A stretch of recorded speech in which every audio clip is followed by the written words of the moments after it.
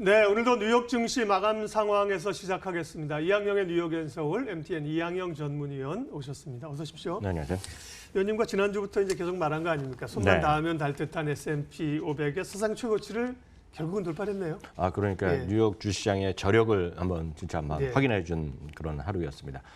정확히 보면 지난 7월 26일 7일 날 사상 최고가였으니까요. 거의 이제 딱 3개월 만에 이제 사상 최고가를 다시 기록했습니다. 그렇지만 지나고 보면 지금 수준이 그렇게 아주 높아진 것도 아닙니다. 작년 초랑 지금이랑 별반 차이가 없고요. 현재 3,000포인트 언저리의 고점은 거의 4-5번째 와 있는 거기 때문에 이제부터 정말 다시 올라갈지 맞고 떨어질지에 대해서 여전히 논쟁은 계속 될 수밖에 없다라고 보셔야 되겠고요. 그 기본은 실적이 아직까지 1분기, 2분기, 3분기 그렇게 늘어난 것을 보여주지 않고 있기 때문에 미래에 대한 전망은 여전히 불투명하다라고 일단 먼저 말씀드리겠고요. 오늘 보시다시피 3대 지수 그리고 러셀 2000까지 꾸준히 다 올라갔고요. 시장이 이렇게 올라가다 보니 금값은 하락한 건 어찌 보면 당연하겠습니다. 섹터별로는 방어적인 섹터에 있는 주식들이 상대적으로 쉬는 거죠. 신고가가 나는 시장이 뭔가 되는 분위기다 그러면서 부동산, 유틸리티, 필수 소비재가 대표적인 방어적 주식입니다. 그런 것들이 상대적으로 좀 오늘 쉴 수밖에 없는 것은 교과서적으로도 분명히 일반적으로 수긍이 되는 그런 부분이 되겠다라고 보셔야 되겠고요. S&P 500을 금년 이후의 지수만 다시 한번 간단히 보여드리면 고점은 이제 다시 한번 세 번째 고비를 이제 넘어설 수 있을지 보셔야 되겠고요. 작년에도 한 두 차례 갔던 선이 바로 3,000포인트 선이다라고 이해하시면 되겠습니다. 트럼프 대통령도 다시 한번 사상 최고가의 축하의 메시지를 보여주면서 미국 국민들 모두 이제 즐길만하다 뭐 이런 얘기 정도 간단하게 나왔습니다. 사상 최고가가 아니 어찌 보면 당연하겠지만 늘 말씀드렸다시피 이번 시장을 끌고 가는 것은 역시 애플입니다. 애플이 오늘도 사상 최고가 같고요. 어제도 잠시 말씀드렸다시피 마이크로소프트가 1위와 2위입니다. 지금 사상 최고가. 그러니까 이들 주식이 올라가면 밀려서라도 올라가는 것이 주식시장입니다. 시가총액 1위, 2위. 특히 S&P 500은 시가총액 위주로 구성돼 있고 형성돼 있고 우리나라 코스피와 마찬가지입니다. JP모건도 은행주의 1등인데요. 은행주 중에 1등을 끌고 가면서 JP모건도 사상 최고가를 오늘 다시 한번 기록해 준 모습이 되겠습니다. 여러분 뉴스 많이 드셨지만 오늘의 특징들은 다름 아닌 티파니가 되겠죠.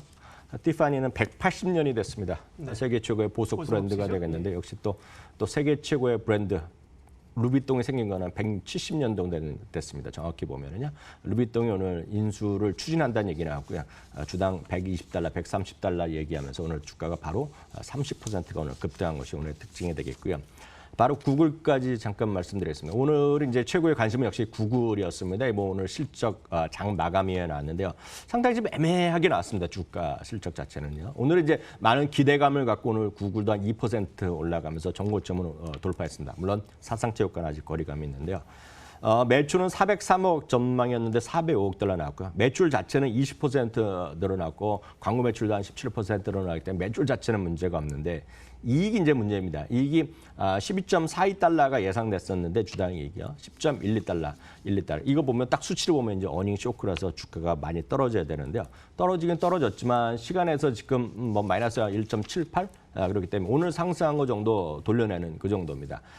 물론 여러 가지 해석은 지금도 나오고 있고 애널리스트의 의견이 분분한데요. 딱 이겁니다. 오늘 떨어진 이익이 많이 감소한 이유가 본질의 영업의 문제라기보다는 투자 자산이라는 겁니다. 투자 자산. 투자 자산에서 작년에 한 15억 달러 흑자가 났었는데 이번에는 오히려 5억 달러 정도 적자가 났던 것으로 좀 알려지고 있습니다.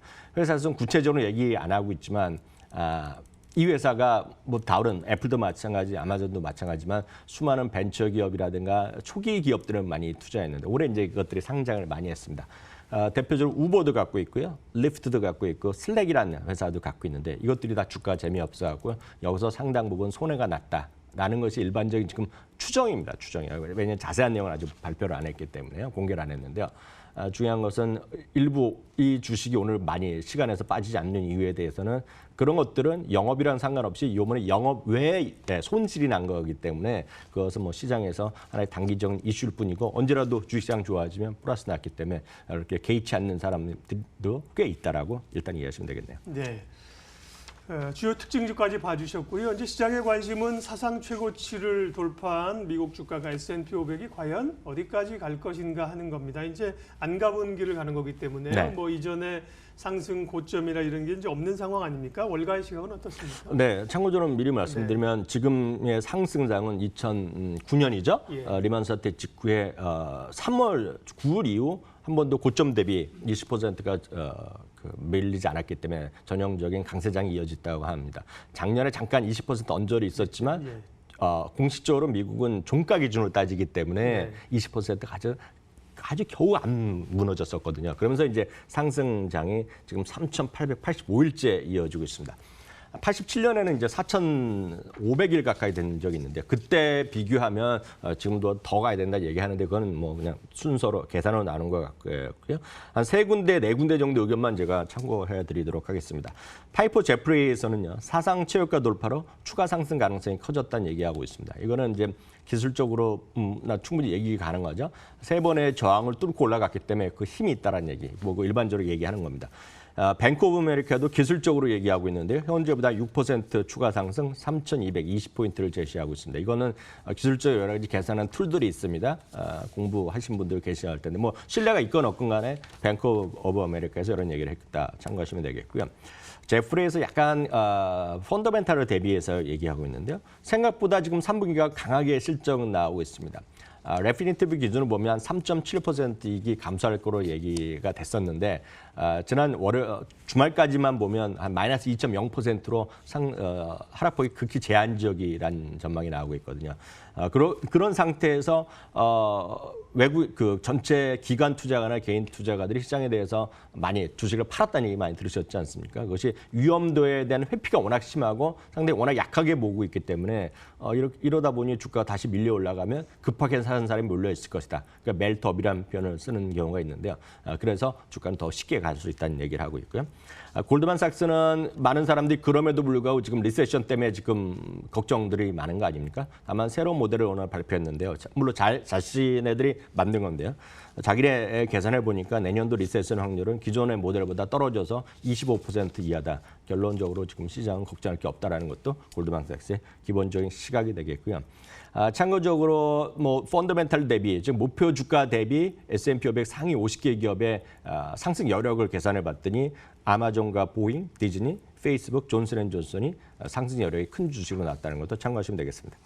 네, 뉴욕 증시 특징주 가운데 국내 증시와 연관 지을 만한 기업은 어디입니까 오늘은요? 네, 오늘은 뭐 좀 쉬었지만 지난주에 가장 많이 올라간 주식은 역시 테슬라거든요. 예. 그래서 테슬라라서 많은 분들이 테슬라 얘기하면 또 많은 관련주들을 찾는데 제가 이렇게 말씀드리고 싶습니다. 테슬라가 올라간 것은 깜짝 실적이 나온 거가 됐고요. 내년도 중국 생산에 대한 기대감이라고 보셔야 되겠고요. 테슬라가 올라간다고 해서 대한민국의 예를 들어서 뭐 특정한 개별 조그만 전기차 이런 것들이 반품주가 올라갈 이유는 제가 봤을 때 하등의 이유는 없습니다. 다만 분명히 말씀드린 것은 테슬라가 중요한 것이 아니라 생각보다 많이 전기차가 팔리고 있고 특히 북유럽이나 이런 데서는 압도적으로 많이 팔리고 있다는 거죠. 무슨 얘기냐면 전기차 관련된 전기차가 됐건 자율주행차가 됐건 이런 것들이 우리 주위에서 아직 좀 많이 늘어나겠지만 전기차, 자율주행차 이런 것들을 지금 장기적으로 보면 여전히 성장성이 있다라는 것들. 여러분들이 안 사시고 주위에 안 보인다고 해서 안 되는 것이 아니라 그런 쪽에 보셔야 되겠고요. 그런 것에 저보러 한 주식을 대한민국에서 하라 그러면 여전히 LG화학이나 삼성 SDI 같은 주식이 여전히 장기적으로 매력 있다 이렇게 말씀드리고 싶네요. 네, 뉴욕앤서울 오늘도 이양영 전문위원과 함께 뉴욕 증시 상황 점검해봤습니다. 잘 들었습니다.